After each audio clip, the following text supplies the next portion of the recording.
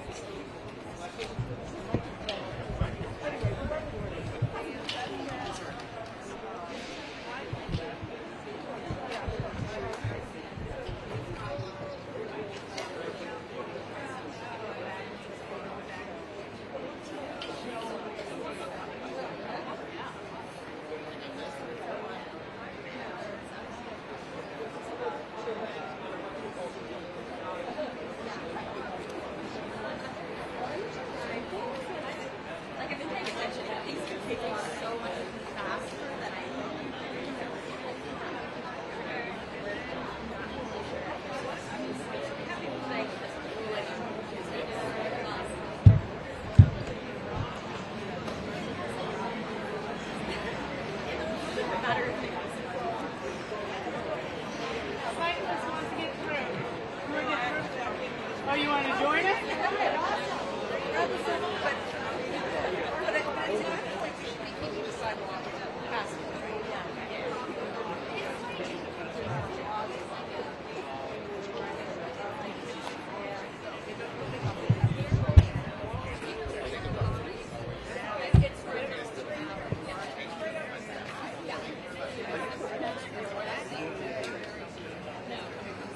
You guys need to get a life.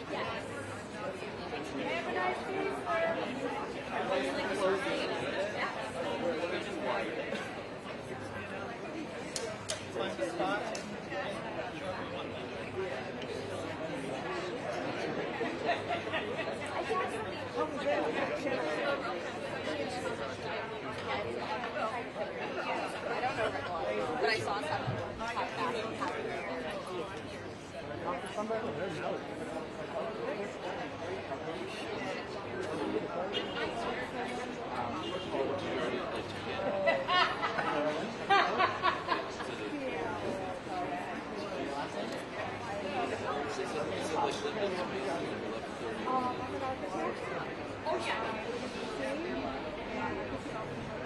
don't know.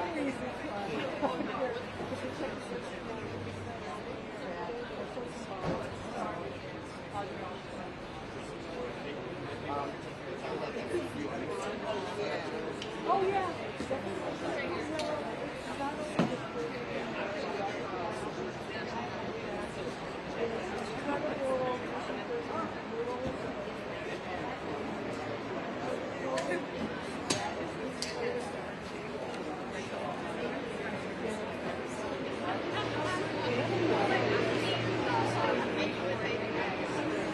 yeah.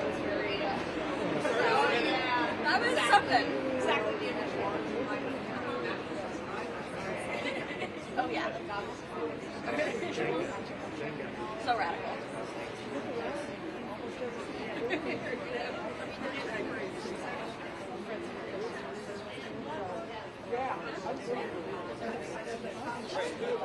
We're going to have this reading comments.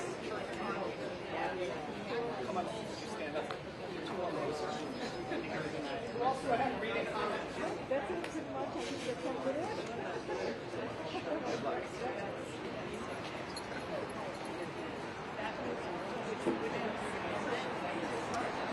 Okay, I think we're going to get started. Everybody scooch in much you can. Can folks scooch in? Who should I talk to? Before the cameras? Start with the people. Okay. And then once you start reading the things. Yeah. I think that's good. Yeah. All right, thank you everyone for coming here today. We're going to get started. My name is John Gollinger. I'm the democracy advocate with Public Citizen. And thank you all for coming out here today. So we're out here. This is a show of opposition to a terrible project by an unlawful president using the People's House as a conduit for corruption. That's right. And so we're out here today at the National Capital Planning Commission, which is in this building. This is a federal agency whose job it is to professionally review all federal projects in D.C., big and small, to make sure that the District of Columbia and federal build in a coherent fashion that's worthy of the American people in this country and not based on some random whim by a developer or a politician. Unfortunately, this commission has been hijacked politically by the president. He installed 3 of his cronies to run this commission. Will Scharf, who's the president's staff secretary, the guy that hands him executive orders, has no real planning experience, which the law requires, is the chair of this commission since last summer. They fired someone who had all the credentials in the world to put him in their place. James Blair, who's the deputy chief of staff at the White House, his main job is running the politics for the president. He's in charge of the midterm strategy. He pushed through the big, beautiful bill. He has a lot of political credentials. I scoured his record and didn't find a single planning credential. And when asked what they were, he said nothing. And Stuart Levenbach, who's a trained, I think it's a marine ecologist or biologist, and has been working in the President's Office of Management and Budget, and definitely has policy experience, but not a whit of planning experience. These are the people who are now in charge of this and other projects that are supposed to be professionally designed and professionally done. So what I've done today, what we're here today really to showcase, besides that this vote is a joke, is that the American people have weighed in on this project and they hate it. This commission opened the door a couple months ago and asked the American people what they thought of the White House Ballroom project that President Trump is pushing.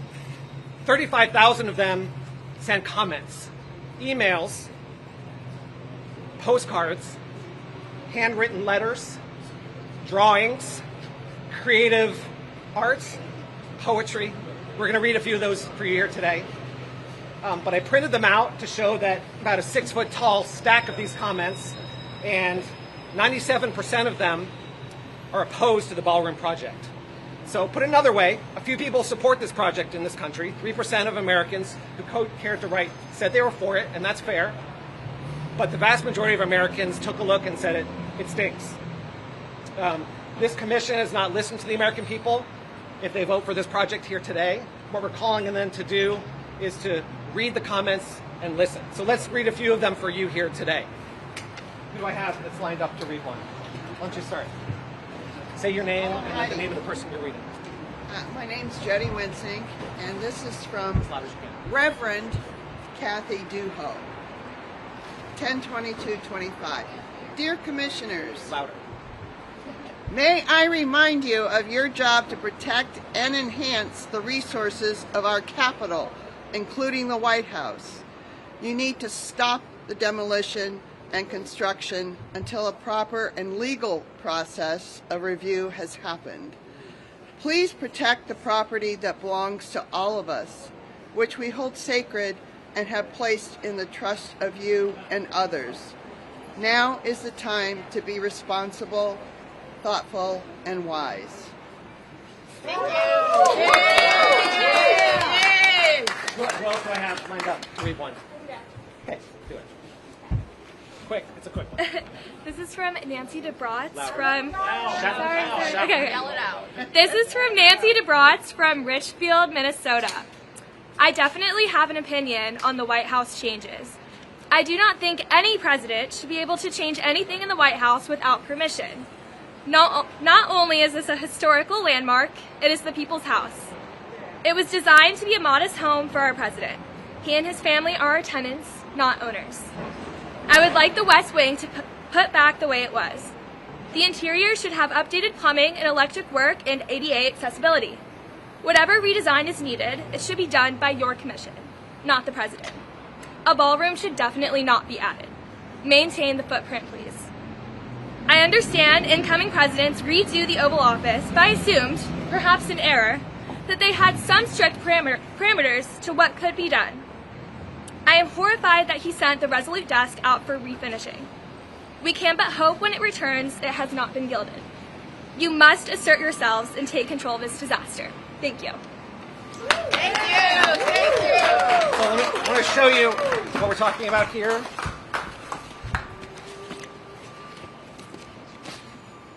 This took me many hours to print out, one by one. So these are some of the comments from the American people. The one on top here is an indication of the creativity. This gentleman, Richard Orton, not only wrote a short letter about why he thought this project was a bad idea, but he took the liberty to redesign the White House stationery of what it should look like, with the White House and an East Wing ballroom for billionaires that completely dominates and overtakes the White House. So I think that's actually, unfortunately, the right idea, is to show what this really looks like, because what Donald Trump has in mind is a ballroom for billionaires, but the White House belongs to the American people, and they need to show people what it really would look like. I also wanted to point out this handwritten letter that he began. This is James J. Cunningham Jr. from Pennsylvania. Let me begin this letter by saying I am not a political opponent of yours. To the contrary, I've always been a strong supporter because I agree with your beliefs. In fact, I voted for you 3 times and would even vote for you again. But I did not vote for this. Over the years, I've been a student of the White House and contributed many items of historical interest.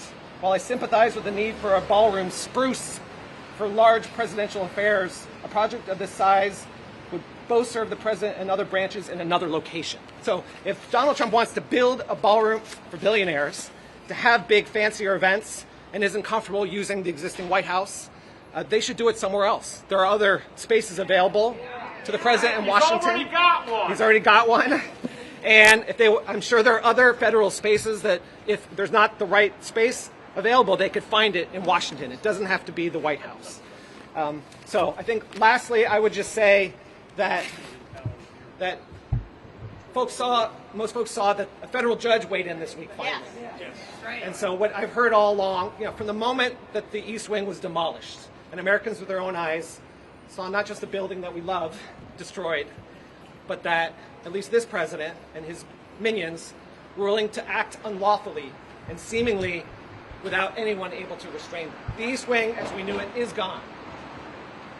But the federal judge this week, who was appointed by a Republican president, I would add, wrote in a 35-page opinion that I read with 18 exclamation points for emphasis, but in a very substantive legal analysis, after hearing all the arguments from the president's lawyers, that no person in this country is above the law, not even the president. That's right. Who the judge added is an occupant and the steward of the White House and not its owner. He's a squatter.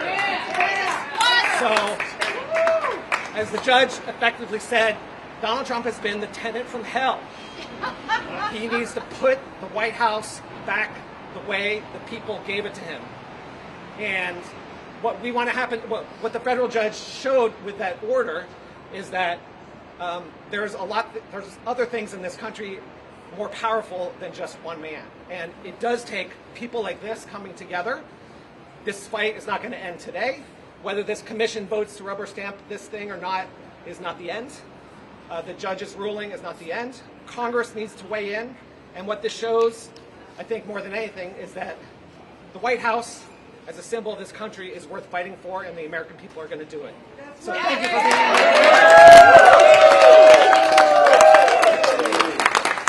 Let's hear a chant or two. What do you think? Are we up for a chant? Yeah. Let's hear stop corruption, stop construction, stop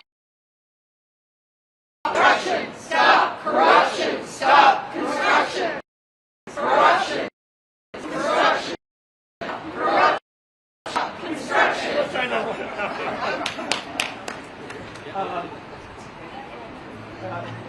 Hands off the people's house. Hands off the people's house. Hands off the people's house. Hands off the people's house. Hands off the people's house. Hands off the people's house. Hands off the people's house. One more, because there are some signs here. Some of the companies that have funded the demolition of the East Wing and the $400 million project, which, by the way, we used to rebuild the East Wing better the way it was. We've got a list here of signs. Ripple, the crypto company, is giving $5 million this month for us. No! Martin, the defense contractor. No! Meta, Facebook.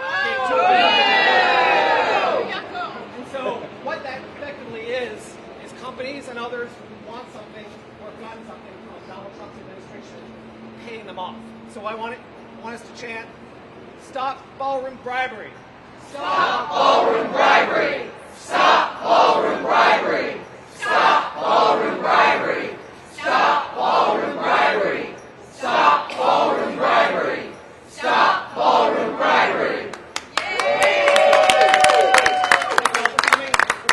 Stay where you are for another 2 minutes, okay? Enjoy. Thank you. Yeah. Thanks for organizing it.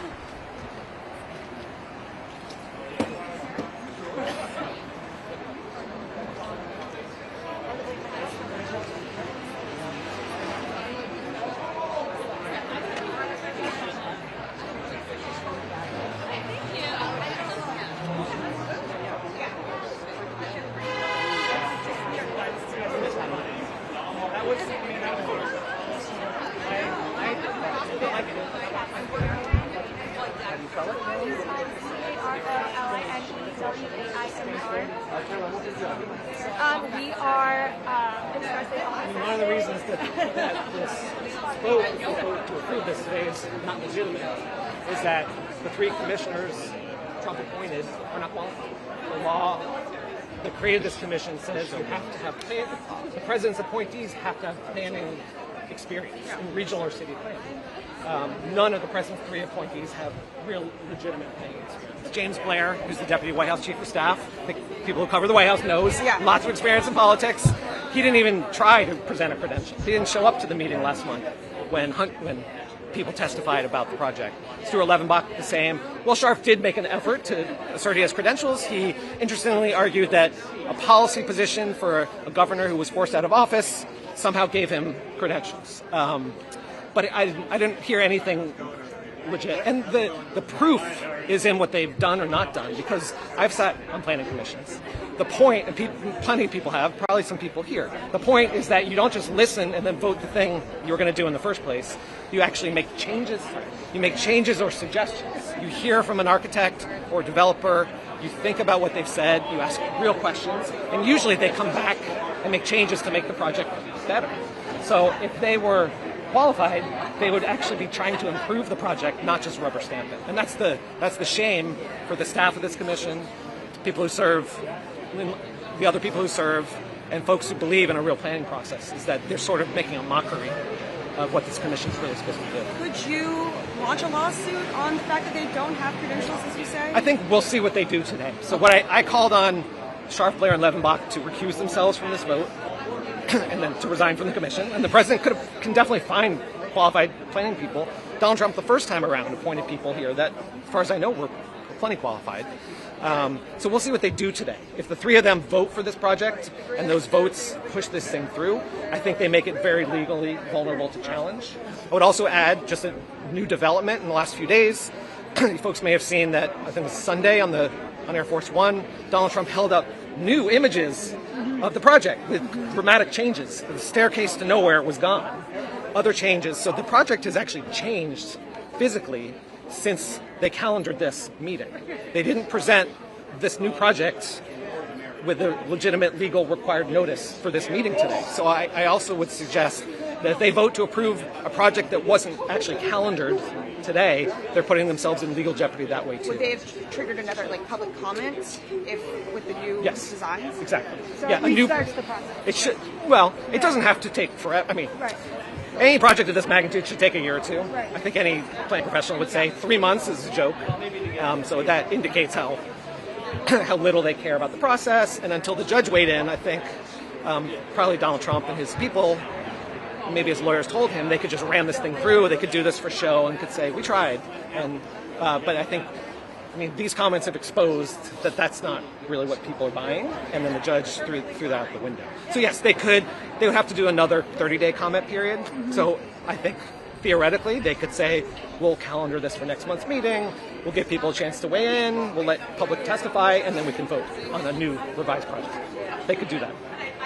Will there be any public testifying today? They refuse to take any more. They could, but they've declined. They're only taking... They took public comment last month, and they've said that's all they're taking.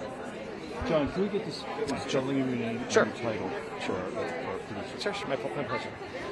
My name is John, Jon, Gollinger, Golinger, and my title is Democracy Advocate, and the organization I'm with is Public Citizen. We're a consumer protection and good government group. It's been around for 50 years. Thanks, you all. I'd like to get your thoughts on the arch that they're also showing. So I can give you, let me give you general. I got to be careful because there's a lawsuit on that, and my organization, our litigation group, so I'm a policy guy. But our litigation group is the lawyers.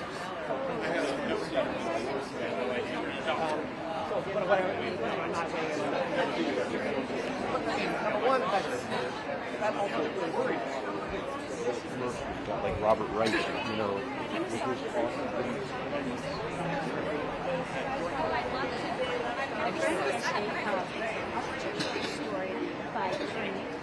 And I just looked at when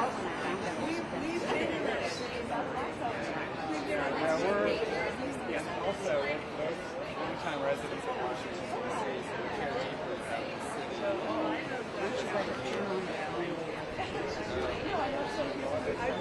Yeah.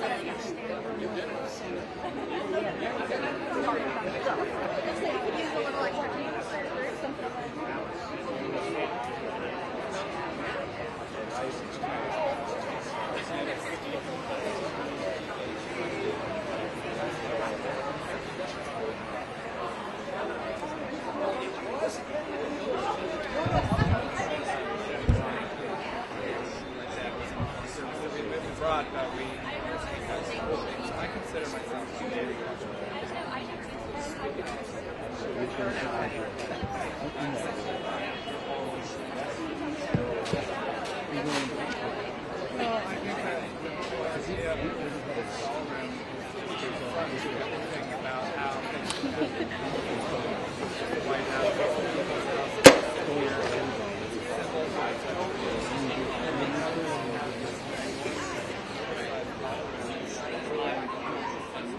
Process that's being followed is so there's a careful process for making changes in the city. What we have in New York City is considered for years. The design review process, professionals of the CQA, it's just a sham. There's just stuff. They Trump stooges have no background in architecture or all of us in the United States.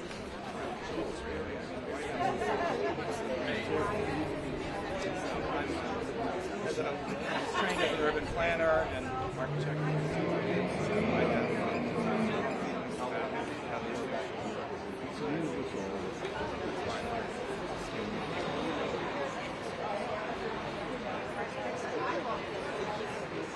work for the national parks their entire career. That's what they do. You know, they're the steward of most historic properties in this country.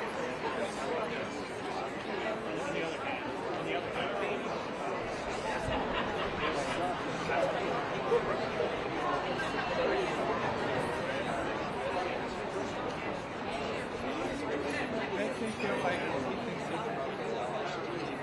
Rather than making decisions. As they said at the census, he's a tenant. He's not given the authority to unilaterally decide the White House is a historic property.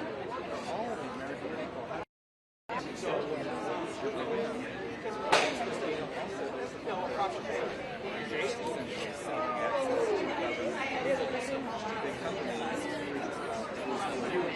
everything about it.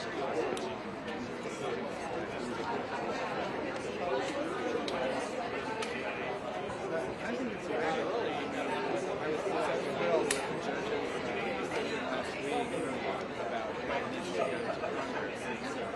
I think people are really starting to